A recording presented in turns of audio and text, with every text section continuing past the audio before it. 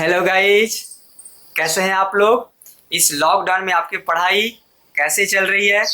हमें पता है कि आपकी पढ़ाई बहुत अच्छी चल रही है। कुछ लोग बहुत सीरियस से पढ़ रहे हैं और हमें बहुत खुशी हो रहा है इस बात का कि आप लोग पढ़ाई कर रहे हैं। क्लियर है। आप ही लोग का एक डिमांड था, कुछ लोगों ने डिमांड किया था कि sir previous year question paper करवाइए।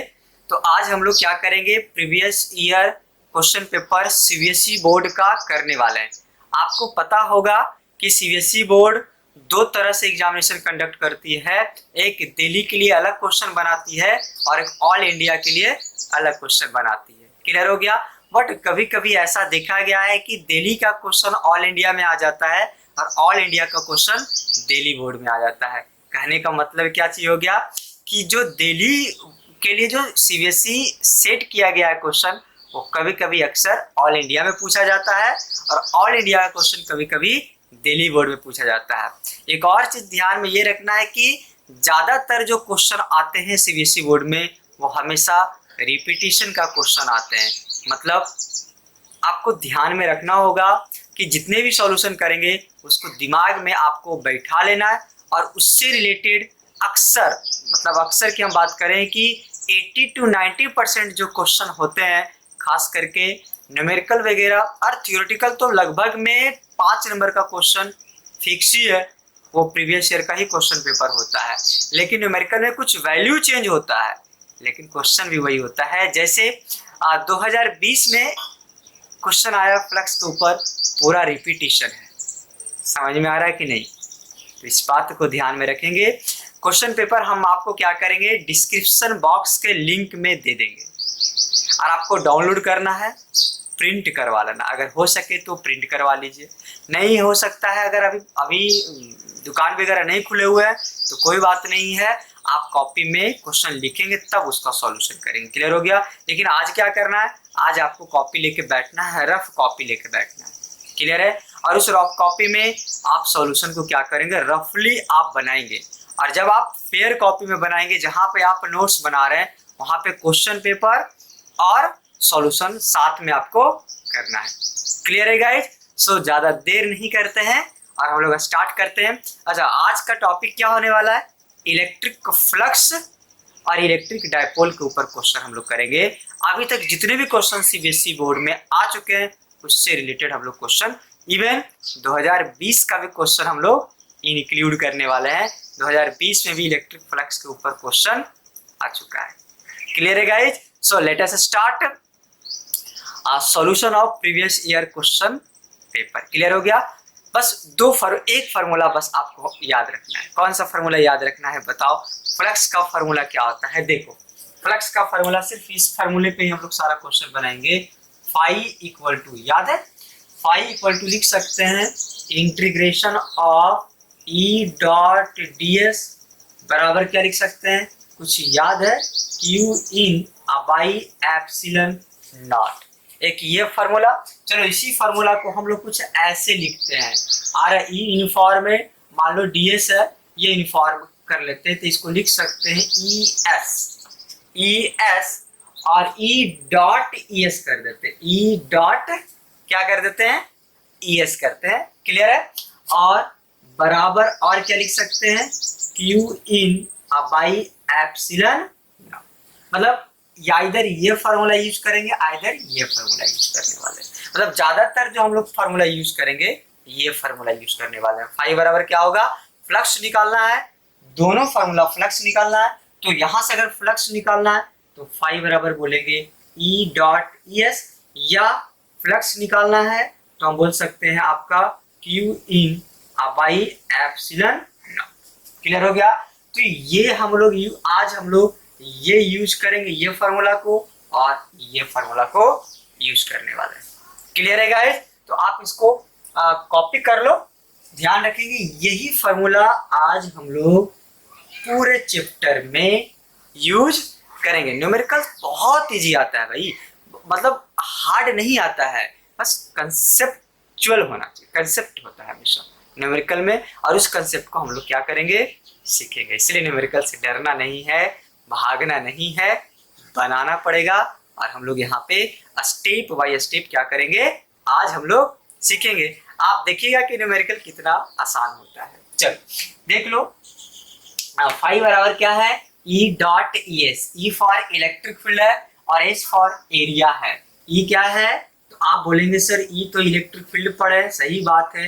ई क्या है, एक इलेक्ट्रिक फील्ड है और एस यहाँ पे क्या है, सरफेस। अच्छा ये सरफेस एरिया क्या है, गॉसियन सरफेस एरिया होना चाहिए, सरफेस होना नहीं चाहिए, होगा। और एस क्या है, सरफेस एरिया, जितना चार्ज इनक्लोज किया है उसका एरिया लेना है। ध्यान में यही रखना है आपको। कल भी हम इस बात का आप पिछला लेक्चर में भी डिस्कस किए थे, जो एरिया होता है वो गॉसियन सरफेस का एरिया होता है। क्लियर है यहाँ तक? तो इसको लिख लीजिए आप लोग और हम लोग शुरुआत करते हैं। चलो लिख लिया आप लोग। आइए क्वेश्चन लेते हैं हम लोग, बड़ा अच्छा क्वेश्चन लेते हैं। लिख लिया आप लोग। चलो इसको हम मिटा देते हैं, जो फॉर्मूला आपको याद रखना है।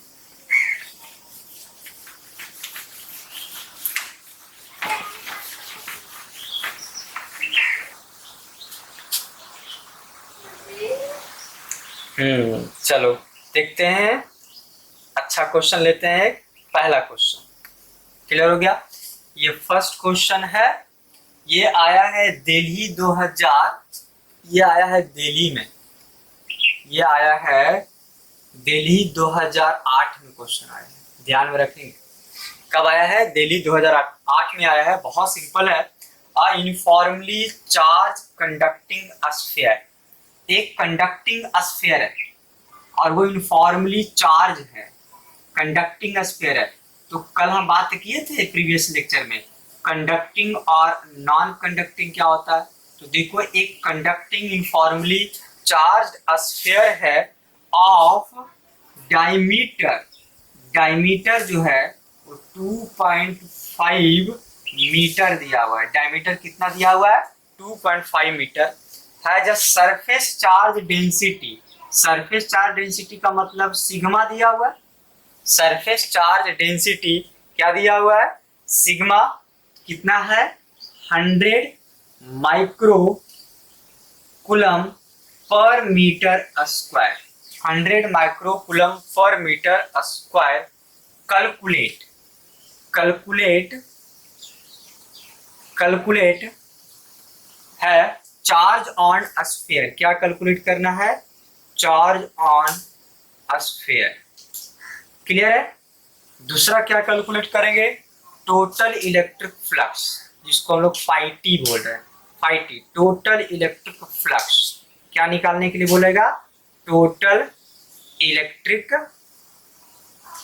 क्या बताओ, टोटल इलेक्ट्रिक फ्लक्स। तो ये ध्यान में रखेंगे, ये आया था 2008 में आया था। क्लियर है। चलो ध्यान दो, चलो समझते हैं क्वेश्चन, समझते हैं, सॉल्यूशन करते हैं, है ना।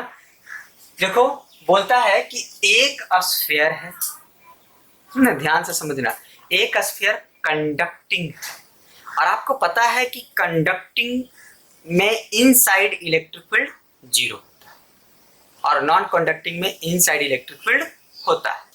ये कंडक्टिंग है तो आउटर साइड एक सरफेस चार्ज डेंसिटी है, मतलब चार्ज दिया और चार्ज क्यू नहीं दिया हुआ है, क्या दिया हुआ है, सिग्मा दिया। और ये सिग्मा क्या होता है, सरफेस चार्ज डेंसिटी होता है। ये सरफेस चार्ज डेंसिटी कितना दिया हुआ है, तो 100 micro coulomb per metre square. Surface charge density कितना है, 100 micro coulomb per metre square. Clear है। अब समझना ये है कि सरफेस चार्ज डेंसिटी क्या होता है। तो सरफेस चार्ज डेंसिटी क्या है, total charge per unit area, total charge per unit area. इसका मतलब क्या है कि सिग्मा बराबर क्या है होगा, टोटल चार्ज क्यू मान लें, पर यूनिट क्या चीज, एरिया ए। यही ना होता है फॉर्मूला, सिग्मा का फॉर्मूला क्या होता है, total charge per unit area. अब देखो ध्यान से, क्लियर हो गया सिग्मा। और ये सिग्मा आपको पता है, सिग्मा आपको दिया हुआ है, सिग्मा क्या है, आपको दिया हुआ। अगर आप ध्यान देखोगे तो एरिया भी तो स्फीयर का दिया हुआ है या नहीं दिया हुआ, देखो तो ध्यान से एक बार, एरिया स्फीयर का ये होता है कि नहीं, 4 पाई आर स्क्वायर। इसका मतलब क्या हुआ कि सिग्मा भी दिया हुआ है और एरिया भी दिया हुआ है, तो बचा क्या चीज, क्यू, मतलब क्यू निकालना होगा। यही क्वेश्चन पूछेगा। तो देखो क्या पूछा है, charge on sphere, charge on sphere पूछा है, समझ में आ रहा है ना, मतलब क्यू पूछा है और क्यू निकालने के लिए तो आसान है, वो तो दिया हुआ था ही। तो सिग्मा बराबर क्या होगा, क्यू बाई ए, और एरिया तो ऑलरेडी हमको पता है स्फीयर का 4 पाई आर स्क्वायर। अब बोलेंगे सर आर तो नहीं दिया हुआ, नहीं दिया हुआ है, देख लो ध्यान से, नहीं दिया हुआ, देखो तो यहां से लेके यहां तक डायमीटर है या नहीं, यहां से लेके यहां तक डायमीटर कितना दिया हुआ 2.5, तो रेडियस कितना हो जाएगा 2.5/2, क्लियर हो गया ना, 2.5/2, समझ में आया। मतलब यहां से अगर पुट किया जाए तो रेडियस कितना बताओ, तो रेडियस हो जाएगा डायमीटर बाई 2 होता है, तो डायमीटर कितना है 2.5 है ना, और ये कितना है 2 है, और ये क्या है, सही है ना। मतलब तब तो हम एरिया भी निकाल सकते हैं, और एरिया निकल गया, सिग्मा पता है, तो क्या निकल जाएगा टोटल चार्ज। मतलब क्वेश्चन में पहला क्वेश्चन तो समझ में आ चुका होगा, आपको क्या निकालने के लिए बोला, चार्ज ऑन स्फीयर, समझ में आया हम लोग को। अब देखो आपको पता है कि चार्ज जब हम निकाल लिए, जब चार्ज निकाल लिए तो बोला है कि आपको फ्लक्स निकालना है, टोटल फ्लक्स निकालना है। तो बताओ फ्लक्स का फॉर्मूला क्या होता था, फ्लक्स का फॉर्मूला जब चार्ज पता हो, जब चार्ज पता हो तो हम लोग Q by epsilon not use करेंगे, और जब चार्ज नहीं पता, इलेक्ट्रिक फील्ड पता हो तो E dot E S use करेंगे। तो यहाँ पे क्या लिख सकते हैं, क्यू बाई एप्सिलॉन नॉट। अब बताओ क्यू पता है, एप्सिलॉन नॉट भी पता है, तो क्या हम नहीं निकाल सकते हैं, 5 निकाल सकते हैं। क्लियर है गाइज। तो देखो ध्यान से हम सॉल्यूशन करते हैं इसका। पहला क्या है, चार्ज ऑन स्फीयर, तो चार्ज ऑन स्फीयर का हम सॉल्यूशन कर रहे हैं। तो आपको पता है सिग्मा बराबर होता है क्यू बाई ए, तो क्यू बराबर लिख सकते हैं सिग्मा इंटू ए, हम लोग वैल्यू पुट करेंगे, सिग्मा है 100 माइक्रो, आपको पता है माइक्रो में क्या करना है, एक माइक्रो में कितना होता है, तो बोलेंगे सर 10 पे पावर माइनस 6 माइक्रो कूलम है, तो 10 पे पावर माइनस 6 कूलम होता है, तो 100 इंटू 10 पे पावर माइनस 6, क्लियर है, माइक्रो खत्म हो गया। एरिया के पुट करेंगे, एरिया क्या है 4 पाई, पाई कितना होता है 3.14, और आर कितना दिया हुआ है, आर दिया हुआ है 2.5/2 का क्या चीज, होल स्क्वायर, यही है ना। अब बस वैल्यू पुट कर दिए, आपको क्या करना है, इसका आंसर निकालना है। कैसे निकालेंगे, तो गुना भाग करेंगे। अब हम तो, आप तो कर ही सकते हैं, इतना तो आप तेजी है, कर ही सकते हैं, तो टाइम को थोड़ा बचाएं हम लोग, और इसको हम डायरेक्ट आपका इसका आंसर लिखते हैं। क्लियर है गाइस, समझ में आ रहा है ना। तो इसका जो आंसर आया है वो ध्यान में रखेंगे, इसका आंसर है 1.93, हाँ सॉरी 96 है, ध्यान में रखेंगे, आई इंटू 10 पे पावर माइनस 3 कूलम। अब देखो ये सॉल्यूशन कर सकते हो, हम यहाँ तक डायरेक्ट आंसर लिख दिए, मतलब Q बराबर कितना आंसर आया, Q बराबर आ गया 1.96 इंटू 10 पे पावर माइनस 3 कूलम। सिंपल था ना, सिंपल वे से हम लोग क्या किए, इसको निकाल लिया। चल आगे देखो, कॉपी करना इसको।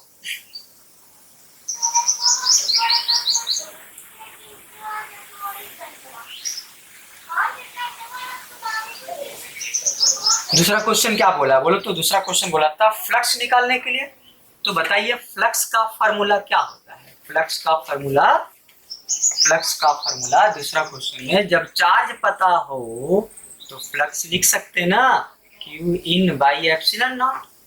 अब बताओ क्यू इन कितना दिया हुआ है 1.96, 10 पे पावर माइनस 3 होता है। अच्छा एप्सिलॉन नॉट का वैल्यू कितना होता है, एप्सिलॉन नॉट का वैल्यू होता है 8.85 इंटू 10 पे पावर माइनस 12।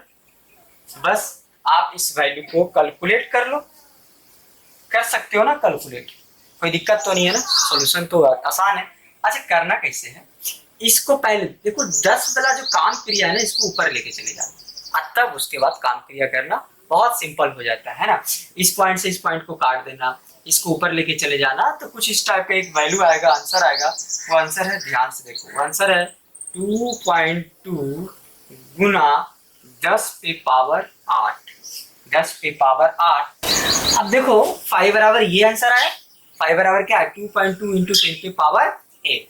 अब सवाल है इसका यूनिट कितना होता है, फ्लक्स का यूनिट। देखो फ्लक्स का यूनिट क्या होगा तो हम सिखाते हैं, Q by epsilon not. Q होता है कूलम और एप्सिलॉन का होता है कूलम स्क्वायर पर न्यूटन मीटर स्क्वायर। तो ये ऊपर चला गया, ये कट गया, क्या बचेगा बताओ, बचेगा न्यूटन मीटर स्क्वायर पर कूलम। तो यहाँ पे क्या लिखेंगे फ्लक्स का, न्यूटन मीटर स्क्वायर पर। तो दिस इज द आंसर, ये क्या हो जाएगा आपका आंसर। क्लियर है ना गाइस, समझ में आ रहा है ना। तो ध्यान में रखेंगे कि ये क्वेश्चन बहुत आसान था, इस टाइप के क्वेश्चन पूछे जाते हैं, सिंपल है, 2 नंबर या 3 नंबर में ये क्वेश्चन अक्सर आते हैं। यहाँ तक क्लियर है गाइस। नेक्स्ट क्वेश्चन बढ़े, हम लोग आगे बढ़े, कॉपी कर लो इसको।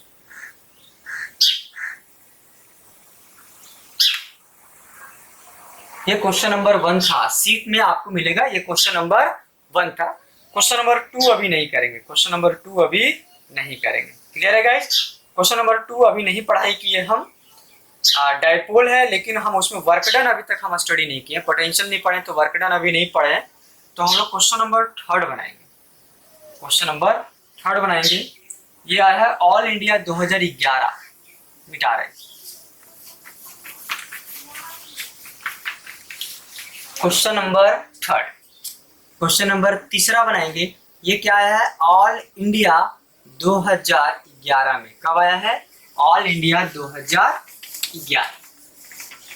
इस पे हम ऑलरेडी क्वेश्चन करवा चुके हैं, ये ऑलरेडी हम कूलम्स लॉ में ऑलरेडी करवा चुके हैं, एक बार फिर से हम आपको यहाँ पे करवाते हैं। क्लियर हो, कंडक्शन के ऊपर है क्वेश्चन, कंडक्शन आप लोग पढ़ चुके हो, उसके ऊपर क्वेश्चन, बहुत सिंपल क्वेश्चन हम पढ़ते हैं।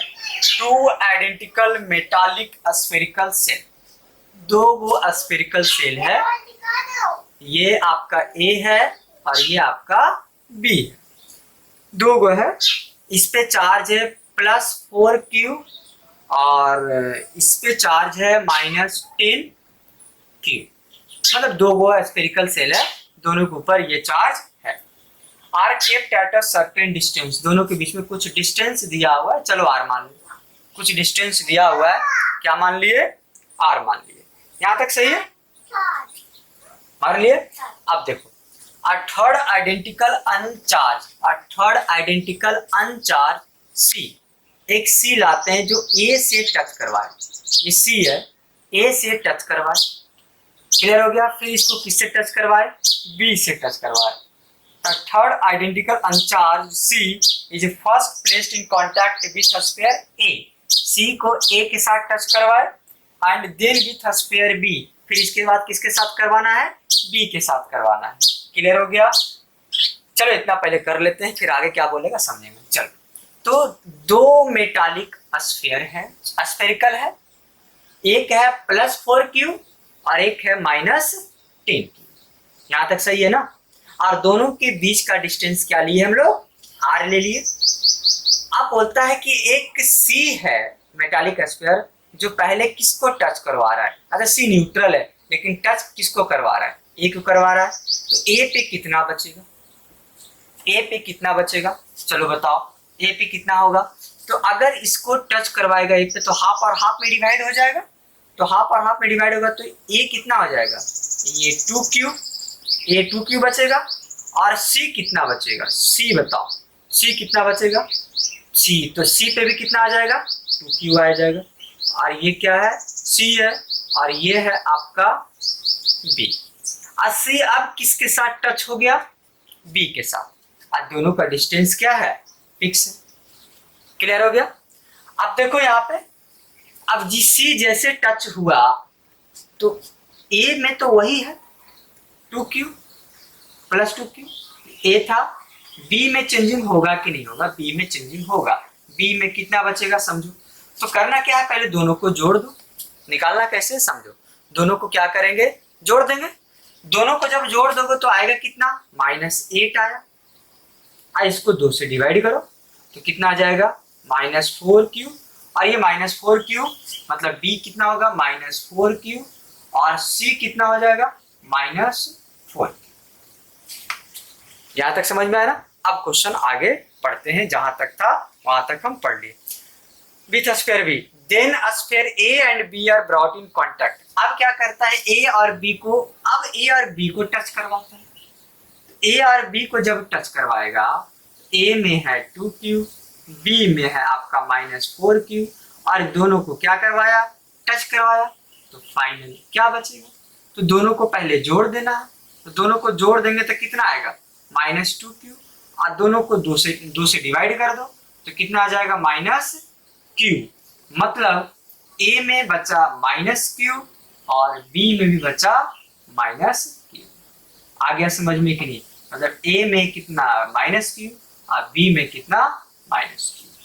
समझ में आया ना। क्वेश्चन क्या बोला है, then separate find the charge on sphere a and b। Then find the charge on sphere a and b। समझ गए, तो a पे कितना चार्ज आएगा, -q, और b पे कितना चार्ज आएगा, -q। क्लियर हो गया यहाँ पे। तो हम एक बार फिर से आपको बना देते हैं कैसे कैसे क्या है। ये कब आया था, ये ऑल इंडिया 2011 में आया था। देखो क्वेश्चन हार्ड नहीं है, समझो। 2 मेटालिक स्फीयर है, एक है +4q और एक है -10q। दोनों को कुछ डिस्टेंस पे रख दिए। यहां तक समझ में आ रहा है। दोनों के बीच का डिस्टेंस r है। अब एक c एक न्यूट्रल है, c एक मेटालिक स्फीयर है, आइडेंटिकल ही है सबके साथ, ध्यान में रखना। और ये क्या है, न्यूट्रल है। तो c को पहले a के साथ टच करवाया, तो c के साथ अगर a को टच करवाता है तो क्या होने वाला है, c को किसके साथ टच करवाया, a के साथ टच करवाया। तो c को a के साथ टच करवाया, देखो ये +4q, इसके पास तो कुछ भी नहीं है, दोनों को जोड़ देना, 2 से डिवाइड कर देना। तो इसके पास कुछ भी नहीं है, तो 4q आप +0 अब /2 करेंगे तो कितना आ जाएगा, इसके आ जाएगा ये 2q। 2q a पे भी होगा और 2q c पे भी होगा। आ रहा। अब जो c पे जो बचा वो किसके साथ टच करवा दिया, b के साथ टच करवाया। फिर से वही काम करेंगे, दोनों बॉडी के ऊपर जितना चार्ज उसको जोड़ दो, तो -10q आप +2q आप /2 करेंगे, मतलब -8q/2 हो जाए। मतलब कितना आया, -4q आया। क्लियर हो गया। मतलब c पे कितना आया, -4q, और a पे तो 2q होता, अब b पे कितना आया, -4q आ गया। अब क्वेश्चन में ट्विस्ट करता है, बोलता है कि a और b को अब टच करवाया। किसको टच करवाया, a और b को टच करवा दिया। देखो a और जब b को टच करवा दिया, फिर से वही काम, हम दोनों चार्ज को जोड़ देंगे। दोनों चार्ज को जोड़ेंगे तो क्या हो जाएगा, 2q -4q अब 2 होगा कि नहीं, जोड़ देना है ना भाई, ये प्लस ये माइनस, ये हो गया -2q बचा, इसको 2 से डिवाइड कर देना, कितना आ गया, -q। मतलब a पे भी -q आ गया और b पे भी -q आया। और पूछा क्या था कि a पे कितना चार्ज होगा और b पे कितना चार्ज होगा। a पे कितना चार्ज होगा, -q होगा, और b पे कितना चार्ज होगा, -q। This is the answer. अगर c पे पूछता तो c पे पूछता तो कितना आंसर आता, -4q। कुछ भी क्वेश्चन पूछ सकता है। क्लियर है गाइस। देखो क्वेश्चन ये पूछ सकता है कि शुरुआत में अट्रैक्शन या रिपल्सन लग रहा है। देखो शुरुआत में अट्रैक्शन या रिपल्सन लग रहा है, तो आप बोलेंगे a+ था और b- था, तो अट्रैक्टिव फोर्स लग रहा था। और अंत में जब a और b के ऊपर फाइनल चार्ज निकाल लिए, तो अब दोनों के बीच में अट्रैक्शन लग रहा है कि रिपल्सन लग रहा है, ये क्वेश्चन पूछ सकता था। क्लियर हो गया। अब अट्रैक्शन है तो देख लो, a आया -q और b आया -q, दोनों सेम चार्ज हो गया, और दोनों सेम चार्ज हो गया तो क्या लगेगा, अट्रैक्शन नहीं रिपल्सन। मतलब शुरुआत में अट्रैक्शन लगा लेकिन इन रिजल्ट में क्या हो रहा है, रिपल्सन हो रहा है। तो ये भी क्वेश्चन आपको यहाँ से पूछ सकता है। और भी इससे रिलेटेड क्वेश्चन पूछ सकता है कि शुरुआत में कितना फोर्स लगा और बाद में कितना फोर्स लगा। तो शुरुआत में कितना फोर्स लगा देख लो, 10 × 4 ऐसे लगता है ना, k देखो k गुना 4 × 10, आप कुछ डिस्टेंस r है तो r ही मान लो, तो हम इसको क्या लिख सकते हैं, 40k/r²। और अभी कितना लग रहा है, तो आप बोलोगे के क्यू क्यू रहे ना 40 क्यू हो जाएगा के क्यू होगा ना क्यू है यहाँ पे तो क्यू स्क्वायर हो गया तो के into 4 into 10 into Q square हो गया आर। अब देखो क्यू स्क्वायर अब भाई यहाँ पे क्या होगा आर तो वही रहेगा कितना होगा अब इसकी जगह पे पुट कर दो कितना 40। समझ में आ रहा है कि नहीं आ रहा है क्लियर है तो यहाँ पे जाके पुट कर देना एफ डैश निकाल लो तो आंसर आ गया। कहने का मतलब क्या है देखो ये और ये सेम है ना तो इसको हम एफ डैश मान लो तो यहाँ पे क्या पुट कर देंगे 40 एफ डैश और इसको एफ मान लो तो एफ बराबर क्या चीज आ गया 40 एफ डैश तो एफ डैश बराबर क्या आया एफ बाई 40।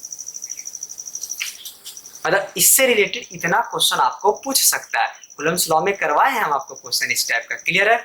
आप देखना है बार बार आपको न्यूमेरिकल रिवाइज करना है जिससे आपको क्लियर होते जाए।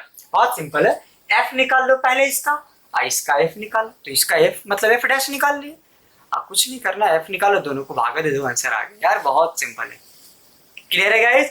तो ये कब पूछा गया था देखो ध्यान से ये पूछा गया था ऑल इंडिया 2011 में पूछा गया था है ना। अब हम लोग आगे बढ़ते हैं कॉपी कर लो इसको बहुत अच्छा क्वेश्चन था क्लियर है। चलिए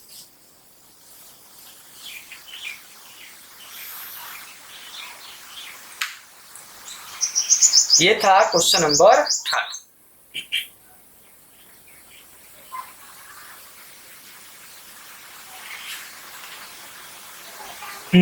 बड़ा अच्छा क्वेश्चन है क्वेश्चन नंबर 4 ये आया है ऑल इंडिया 2000 आपका 12 नहीं है ऑल इंडिया नहीं दिया हुआ है ये नहीं दिया हुआ कब है आई थिंक 2011 का क्वेश्चन है ये क्लियर है। चलिए मिटाते हैं क्वेश्चन नंबर हम लोग 4 की तरफ पढ़ते हैं क्लियर है भैया। तो ये भी क्वेश्चन 2011 में ही पूछा गया है दिया हुआ नहीं है 2011।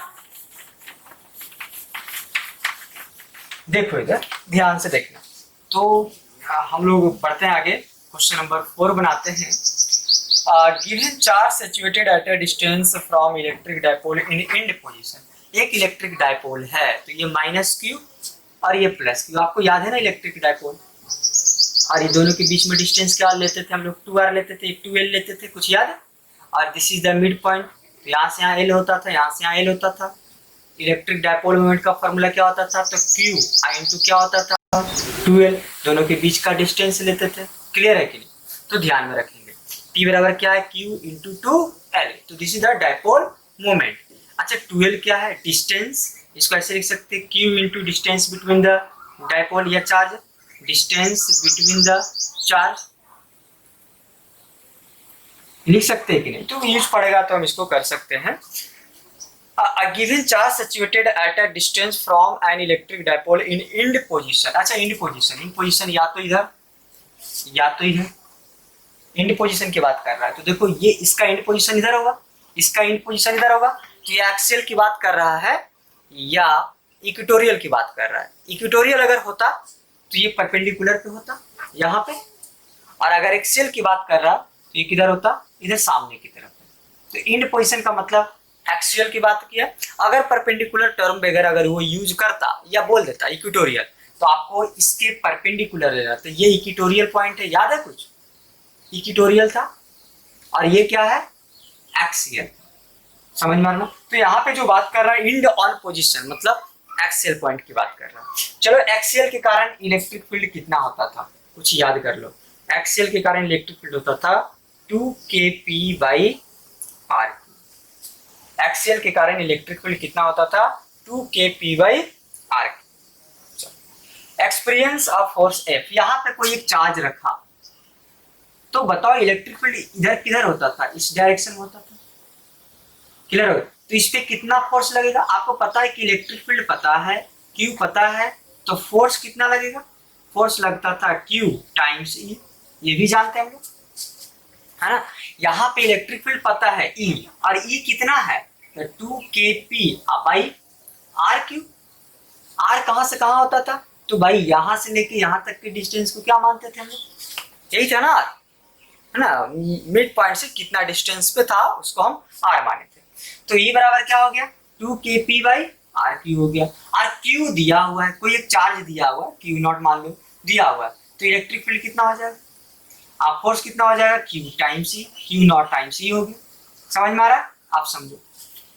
If the distance of charge is double, if the distance of charge is double, तो क्या होने वाला, चलो समझिए, आप क्वेश्चन को समझो। हम ये समझ लिए कि क्या क्या दिया हुआ था, बहुत सारी चीज हम आपको रिवाइज करवाए, इसलिए इतना आपको बड़ा हुआ। लेकिन देखो, माइनस क्यू और क्यू दो एक इलेक्ट्रिक डायपोल है, दोनों के बीच का डिस्टेंस कितना ले लिया हम लोग, 12 ले लिया, दोनों के बीच का डिस्टेंस 12 ले लिए। This is the mid point. आपको पता है डायपोल मोमेंट क्या होता है, q into 12, q into distance between the charge, इसी को यही लिख सकते हैं। और electric field end on position की बात किया क्वेश्चन में, तो इंड ऑन पोजीशन का मतलब है एक्सियल पॉइंट की वो बात कर रहा है। क्लियर हो गया, पहले डिस्टेंस कितना, मिड पॉइंट से यहां से लेके यहां तक डिस्टेंस क्या ले लिए हम लोग, आर ले लिए, है ना। यहां से लेके यहां तक के डिस्टेंस को क्या मान लिए, आर मान लिए। अब देखना ध्यान से, तो यहां से लेके यहां तक के डिस्टेंस को आर मान लिए, तो अभी अभी कितना लगा, 2kp/r क्यू, फोर्स कितना लगा बताओ तो Q I into 2kp/r Q लगा, यानी इस पे क्यू नॉट है, इस पे फोर्स लगा। अब क्वेश्चन बोलता है कि अगर डिस्टेंस को डबल कर दिया जाए, डिस्टेंस को क्या कर दिया जाए, डबल कर दिया जाए, तो फोर्स कितना लगेगा। क्वेश्चन समझ में आना। अब डिस्टेंस को क्या कर दिया जाए, ये जो चार्ज आर डिस्टेंस पे था, अब ये 2r डिस्टेंस पे रखा, ये जो चार्ज है ये r डिस्टेंस पे था, अब कितना पे रखा, ये 2r पे रखा, तो अब कितना लगेगा फोर्स। तो कैसे निकालोगे, बहुत सिंपल है, समझो, समझाते हैं आपको। सिर्फ डिस्टेंस क्वेश्चन में जिक्र किया है, डिस्टेंस का, क्वेश्चन में सिर्फ क्या चीज का जिक्र किया है, डिस्टेंस का जिक्र किया। अब जैसे डिस्टेंस का जिक्र किया, इसका मतलब सारी चीज कांस्टेंट है, तो क्यू नॉट भी कांस्टेंट है, दो भी कांस्टेंट है, के भी कांस्टेंट है, टी भी कांस्टेंट है, तो इसका मतलब क्या हुआ, इसका मतलब क्या हो गया कि इसको ऐसे लिख सकते हैं, F is inversely proportional to 1/r की, लिख सकते हैं कि नहीं, आ गया आंसर, समझ में आ रहा है कि नहीं आ रहा है, या नहीं लिखने का मन करे तो नहीं भी लिख सकते, कोई दिक्कत नहीं, करना क्या। चलो अब कितना फोर्स लगेगा, तो एफ डैश बराबर क्या हो जाएगा बताओ, जब 2r डिस्टेंस दिया है तब की बात कर रहे हैं, तो फोर्स अलग होगा, तो एफ डैश मान लें, एफ डैश कितना होगा, तो कितना होगा एफ डैश बताओ तो क्यू नॉट तो वही रहेगा, 2 वही रहेगा, के भी वही रहेगा, पी भी वही रहेगा, पी भी वही रहेगा, लेकिन आर जो है चेंज हो गया, ये आ गया 2r का होल क्यूब। देखो, इसको फर्स्ट मानो और इसको सेकेंड मान लो, आंसर आ गया। तो एफ डैश कितना है, ऐसे करें तो ये हो जाएगा क्यू नॉट 2kp बाई कितना 8r की, है ना, सही है। देखो तो क्यू नॉट 2kp/r क्यू है, क्यू नॉट 2kp/r क्यू है कि नहीं, r क्यू है, हम उसके जगह पे क्या लिख सकते हैं, क्या f लिख सकते हैं, तो क्या चीज आ गया f/8, मतलब आंसर क्या आने वाला है f/8। तो ये सिंपल क्वेश्चन था, इसको इतना लेंदी नहीं करना था हम लोग को, ये तो बहुत सिंपल क्वेश्चन था, सिर्फ डिस्टेंस की बात किया था, तो बाकी चीज तो कांस्टेंट है, सिर्फ डिस्टेंस की बात किया, बाकी चीज कांस्टेंट है, मतलब f inversely proportional to 1/r, इसी की तो बात किया था। सिर्फ क्वेश्चन में क्या बोला कि सब फिक्स है, लेकिन डिस्टेंस फिक्स नहीं है, r क्यों, तो f डैश कितना, तो सोच लो, f डैश की अगर हम बात करेंगे तो कितना हो जाएगा 2r क्यू, मतलब 8r क्यू।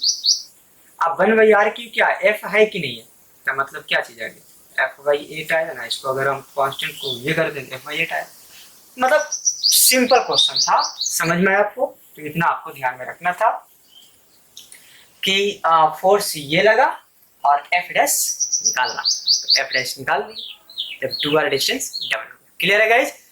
सो बहुत कब आया था क्वेश्चन, ध्यान देखो, ये 2011 में ही क्वेश्चन पूछा गया है, क्लियर है, बहुत सारा सेट रहता है, उस सेट में डिफरेंट टाइप का क्वेश्चन पूछे जाते हैं। क्लियर है, आगे बढ़ते हैं हम लोग, नेक्स्ट कुछ और क्वेश्चन लेते हैं हम लोग। ये क्वेश्चन नंबर कितना था, 4 की बात की।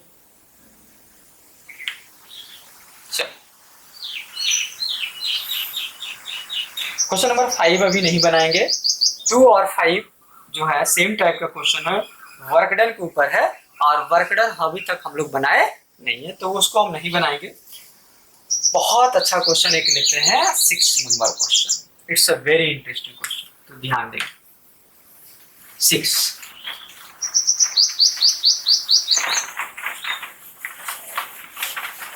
मजेदार है। ये आया है दिल्ली 2006 नंबर है, ये दिल्ली 2013 में आया है ना, दिल्ली 2013 में आया सीबीएसई बोर्ड में। बहुत अच्छा क्वेश्चन है, ध्यान दोगे। अ हॉलो सिलिंड्रिकल बॉक्स, एक hollow cylindrical box of length 1 metre and area of cross section 25 centimetre square. एक सिलेंडर है, सिलेंडर का लेंथ दे दिया है 1 मीटर, क्लियर है, और क्रॉस सेक्शनल एरिया दे दिया है 25 सेंटीमीटर स्क्वायर। अच्छी बात। Is placed in a 3 dimensional coordinate system as shown in the figure. अच्छी बात है, फिगर दे दिया है तो फिगर बना लिया जाए, जब दे दिया है तो बना लिया जाए। ऐसा फिगर, एक सिलेंडर है कुछ इस टाइप से,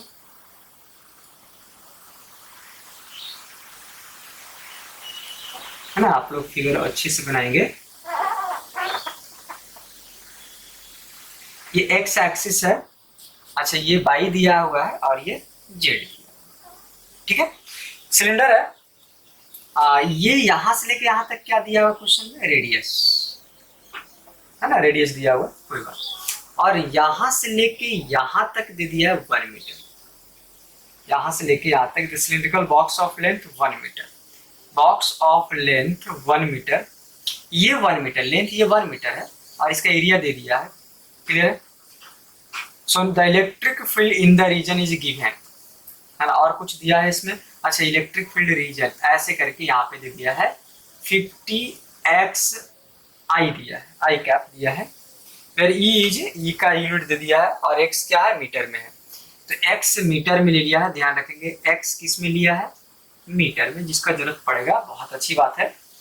अब फाइंड, पहला क्वेश्चन है, अब find net flux five T, और दूसरा नेट चार्ज निकालना, तो क्वेश्चन था। अच्छा है, पहले इसको समझ लेते हैं, आगे बढ़ते हैं। बड़ा अच्छा क्वेश्चन है, लग रहा है कि बहुत कॉम्प्लिकेटेड है फिगर, ये सब एकदम आसान है यार, देखो कैसे बनाते हैं लोग। पहले तो ये समझना है कि एक सिलेंडर है, सिलेंडर का लेंथ दे दिया है 1 मीटर, सिलेंडर का लेंथ कितना मीटर दे दिया है, 1 मीटर दे दिया है। तुम तो सोचो लेंथ 1 मीटर है, मतलब यहां से यहां कितना मीटर दे दिया है, 1 मीटर, यहां से लेके यहां तक 1 मीटर है, और ऑरिजिन से लेके इस पॉइंट तक, इस यहां तक, ऑरिजिन से लेके यहां तक कितना क्वेश्चन में है, 1 मीटर, और यहां से लेके यहां तक कितना है, 1 मीटर है, किसका, सिलेंडर का लेंथ। इसके बाद सिलेंडर का एरिया दे दिया है कितना, 25 सेंटीमीटर स्क्वायर, एरिया कितना दिया, 25 सेंटीमीटर स्क्वायर दे दिया।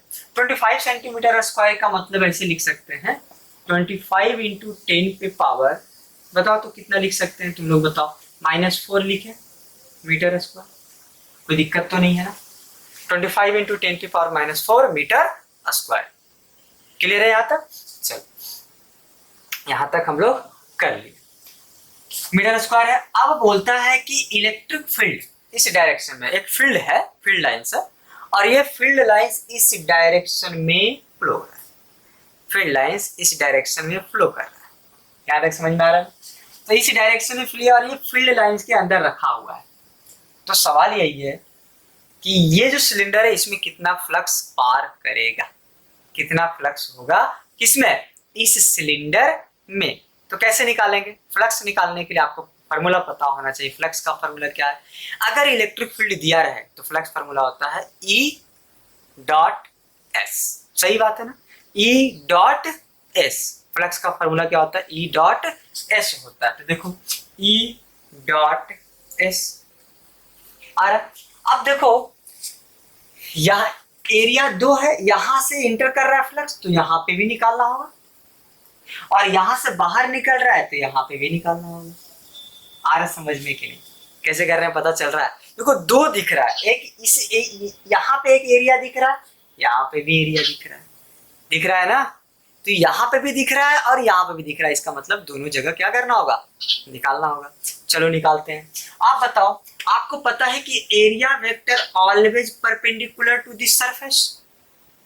हम यहाँ की बात करें, इसको 1 मान लो इसको 1 मान लेते हैं सरफेस, और इसको मान लेते हैं टू सरफेस। क्लियर है? तो यहाँ पे परपेंडिकुलर होता है तो इधर तो डायरेक्शन इधर होगा और इधर डायरेक्शन इधर होगा। समझ में आ रहा है ना? हम इसको S1 बोल रहे हैं, समझ में आ रहा है, और इसको क्या बोल रहे हैं, S2। जब भी अगर बनाओ तो S जो होगा, जो एरिया होगा, वो सरफेस के परपेंडिकुलर होता है। बार बार हम बात करते हैं हमेशा इस टॉपिक पे कि एरिया जो वेक्टर है वो एरिया वेक्टर लेते हैं, नॉट एरिया स्केलर ले रहे हैं हम लोग। यहाँ पे क्या ले रहे हैं, वेक्टर ले रहे हैं। तो इस बात को ध्यान में रखेंगे, इस एरिया का ये जो दिख रहा है, ये जो दिख रहा है इसका परपेंडिकुलर इधर हो गया इसमें, और ये जो दिख रहा है इसका परपेंडिकुलर इधर हो गया। आ रहा समझ में?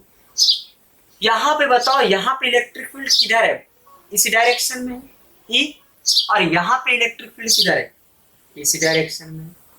तो देखो ये और ये, जब हम यहाँ पे फाई निकालना चाहते हैं, फाई, तो फाई अब निकलेगा कितना, एक इस एरिया के लिए निकलेगा और एक इस एरिया के लिए निकलेगा। आई कितना दिया हुआ, 25 सेंटीमीटर स्क्वायर, दोनों का बराबर दिया हुआ है। दोनों का जब बराबर दिया हुआ है तो हम लिख सकते हैं E इंटू S1।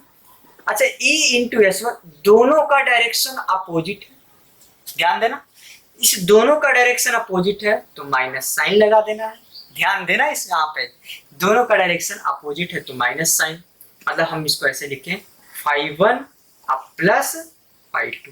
जितना एरिया रहेगा उतना निकालना। अच्छा, इधर भी निकल सकता है ऊपर की तरफ, लेकिन ऊपर की तरफ एरिया क्या है, इलेक्ट्रिक फील्ड के परपेंडिकुलर है, इलेक्ट्रिक फील्ड इस डायरेक्शन में है, तो इसको हम φ3 मान लो, चलो मान लेते हैं, तब प्लस φ3 कर ले, समझ जाना है ना। अब देखो φ1 निकालो, तो φ1 निकालते हैं, ये और ये उल्टा डायरेक्शन में, तो माइनस ई S1 कर दिए, इसके बाद प्लस, इसको निकालो तो S2 और E1 सेम डायरेक्शन में तो प्लस होगा, और इस डायरेक्शन में φ3, ये इधर जा रहा और एरिया इधर, मतलब 0। समझ में आया ना क्या किए, समझ में आया ना कि ये जा रहा है इस डायरेक्शन में इलेक्ट्रिक फील्ड और एरिया तो परपेंडिकुलर है। अगर इसकी बात करें तो एरिया तो नीचे होगा, मतलब 0 होगा, तो ना इस सरफेस से निकलेगा, ना इस सरफेस से निकलेगा, सिर्फ इस सरफेस से निकलेगा, सिर्फ इस सरफेस से निकलेगा। हर एक सरफेस से आपको निकालना पड़ेगा, समझ में आ रहा ना। अगर हम एक और बात करें, φ4 ले लें, इस सरफेस का दिख रहा है ना, तो ये क्या है, परपेंडिकुलर है, तो इस सरफेस का और इस सरफेस का तो कोई फ्लक्स होने वाला नहीं, तो φ4 भी कितना हो जाएगा, 0 हो गया। अब वैल्यू पुट कर दो, पुट करो, माइनस ES1 कैसे निकालें, वैल्यू पुट करना है हम लोग को, तो हम पुट कर देते हैं। और E कितना दिया हुआ है, देखो E है 50x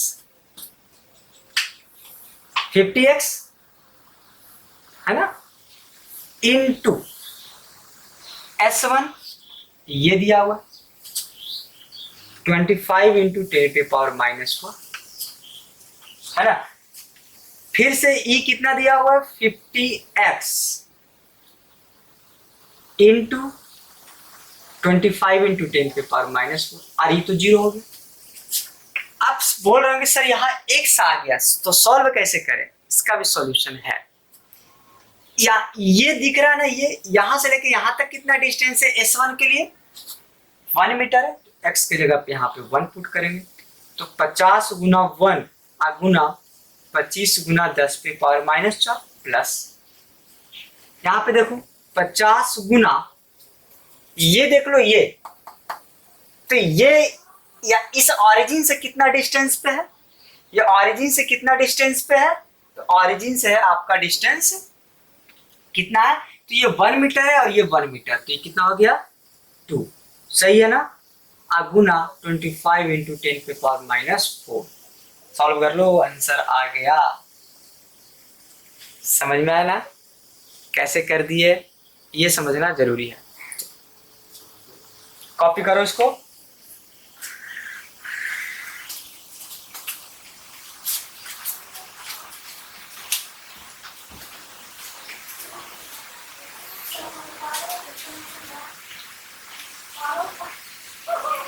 आया समझ में।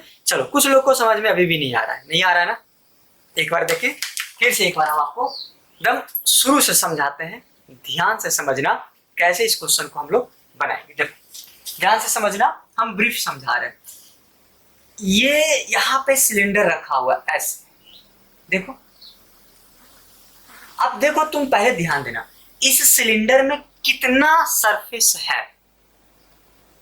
मतलब देखो, एक आप बोलोगे कि सर ये वाला है, एक ये सरफेस है, एक ये सरफेस है और एक ये सरफेस है, टोटल है 4। चेक करना इलेक्ट्रिक फील्ड किधर है, तो इलेक्ट्रिक फील्ड इधर है, चेक करना। इसका मतलब है कि ये सरफेस और ये सरफेस पे फ्लक्स नहीं निकलने वाला है। तो बोलेंगे सर क्यों नहीं निकलेगा? इस सरफेस का एरिया ऊपर की तरफ, इस सरफेस का एरिया ऊपर की तरफ, एरिया जो होता है परपेंडिकुलर टू द सरफेस होता है फ्लक्स में। तो इसका मतलब है कि ये और ये आपस में परपेंडिकुलर हो गया, इलेक्ट्रिक फील्ड और एरिया, मतलब फ्लक्स 0। ये और इस डायरेक्शन में इलेक्ट्रिक फील्ड दोनों परपेंडिकुलर हो गया, तो फ्लक्स 0। मतलब यहाँ पे 5-3 और 5-4 0-0 कर दिए। क्लियर हो गया? अब जो फ्लक्स निकलेगा वो इसका, इस एरिया का निकलेगा और इस एरिया का निकलेगा, है ना? इस एरिया का निकलेगा और एक इस एरिया का निकलेगा। तो हम इस एरिया का निकालें, तो देखो इलेक्ट्रिक फील्ड इधर है और एरिया इधर है, S1, इसको S1 बोले ना। तो एरिया देखो इधर है, इलेक्ट्रिक फील्ड इधर है, इसलिए यहाँ पे लिख दिए -ES1। और फ्लक्स का फॉर्मूला क्या होता है? E डॉट ES, डॉट हटा दिए क्योंकि हम पहले ही से प्लस माइनस ले रहे हैं, cos 0 और cos 180 यूज कर रहे हैं। तो यहाँ पे cos 180 है, इसमें cos 0 है। तो हम यहाँ पे क्या किए कि दोनों का डायरेक्शन अगर अपोजिट हो गया तो माइनस यूज कर लो, और दोनों का डायरेक्शन सेम हो गया तो यूज कर लो। क्लियर है ना यहाँ तक गाइस? और ये 0-0, अब वैल्यू पुट कर दी। एक सवाल यहाँ पे आया, सर यहाँ पे x है, x कैसे सॉल्व करें? बहुत सिंपल था x को सॉल्व करना। x का जो डिस्टेंस था ऑरिजिन से लेना था एरिया, जिस सरफेस से निकाल रहा, तो यहाँ से यहाँ कितना दिया हुआ क्वेश्चन में? तो 1 मीटर दिया हुआ था। और यहाँ से लेके यहाँ तक कितना? तो देखो यहाँ से यहाँ 1 मीटर, यहाँ से यहाँ 1 मीटर, 2 मीटर। आप इसको सॉल्व करेंगे तो ये आंसर आ जाएगा। तो इतना सिंपल था इस क्वेश्चन का सॉल्यूशन। क्लियर है गाइस? मतलब आपका, अगर हम इसका आंसर आपको बता दें तो आंसर इसका होगा, आंसर आप इसका लिख लीजिए,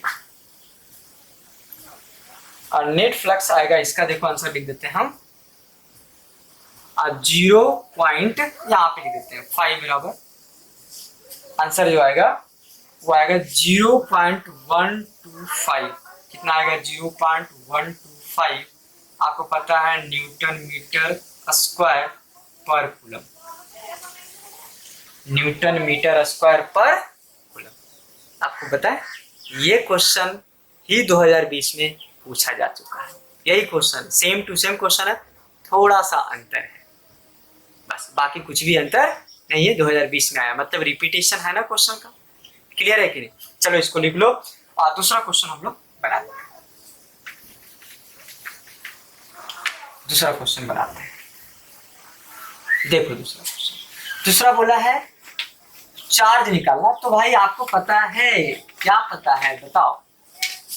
पाई जब पता है, दूसरा का सॉल्यूशन करें। दूसरा क्वेश्चन तो q in by epsilon naught, तो क्यू बराबर क्या होगा? Pi into epsilon naught. Pi कितना? पाई है 0.125, है ना? एप्सिलॉन नॉट कितना होता है? 8.85 इंटू 10 पे पावर कितना? -12। चलो सॉल्व करो इसको, आंसर आ गया। हम सॉल्व कर देते हैं, इसका आंसर आएगा 1.1 इंटू 10 पे पावर -12 कूलम। तो ये क्यू का आंसर है 1.1 इंटू 10 पे पावर -12 कूलम। तो this is the part second. Clear है? यहाँ तक समझ में आया आपको? तो देखो कैसे हम लोग बनाए हैं। अगर एक बार में नहीं समझ में आए, बार बार वीडियो देखो, बार बार क्वेश्चन को समझो कैसे बनाया गया है ना? एक बार में कोई भी चीज़ नहीं होता है, 2 बार 3 बार 4 बार। बोला जाता है revision is the best tools. समझ में आ रहा है? जितना रिवीजन करेंगे माइंड आपका उतना ही एक्टिव होते जाएगा उस क्वेश्चन को लेके। और ये क्वेश्चन तो पूछा है 2020 में, तो आप इस क्वेश्चन को छोड़ने वाले नहीं है। क्लियर हो गया? हम आपको एक ड्यूटी देते हैं, वो ड्यूटी क्या है ध्यान देंगे।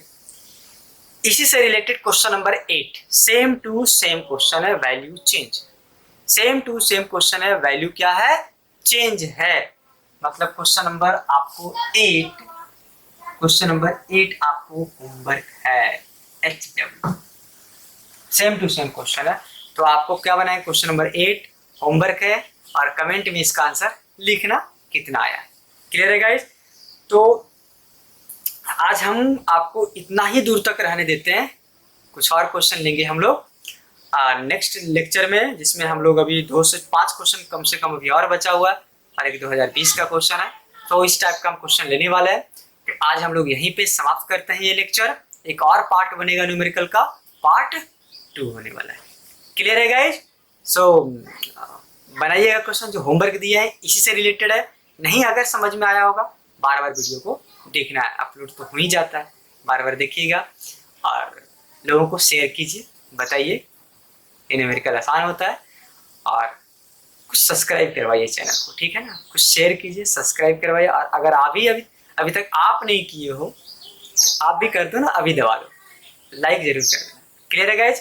तब तक के लिए पढ़ते रहिए, बाय बाय, टेक केयर।